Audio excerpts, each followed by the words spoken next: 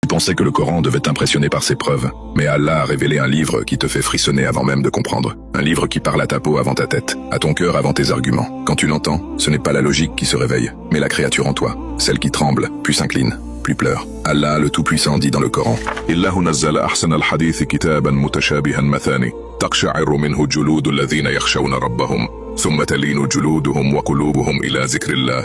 Allah a fait descendre le plus beau des discours, un livre cohérent, aux répétitions harmonieuses. La peau de ceux qui craignent leur Seigneur frissonne à son écoute, puis leur peau et leur cœur s'apaisent au rappel d'Allah. Selon la pensée de Ibn Kathir, le Coran est nommé la parole la plus belle, car chaque verset renforce l'autre. Comme des échos divins, quand il est récité, ceux qui le craignent ressentent un frisson profond de crainte, un voile se lève, et leur cœur, apaisé, s'ouvre à la miséricorde d'Allah. Pour Al-Qurtubi, le livre est composé de versets متشابهات مثاني. harmonieux dans leur répétition et cohérents dans leur sens. Les vrais croyants, touchés par leur beauté et leur gravité, ressentent leur peau tressaillir avant que leur cœur ne s'incline, rempli de sérénité devant le rappel divin. D'après Ibn Ashur, le verset capture un état, la tension sacrée de la conscience humaine lorsqu'elle rencontre la vérité. La chair tremble de crainte, mais c'est le cœur, enfin, qui trouve la paix. Ce n'est pas un effet spectaculaire, c'est un mouvement intérieur de soumission et d'amour. Imagine un silence profond, puis un mot qui fait courir un frisson sur ta peau, comme si ton corps se souvient qu'il appartient à quelqu'un de bien plus grand. Puis, un apaisement surprenant, celui du cœur qui se dépose, qui lâche prise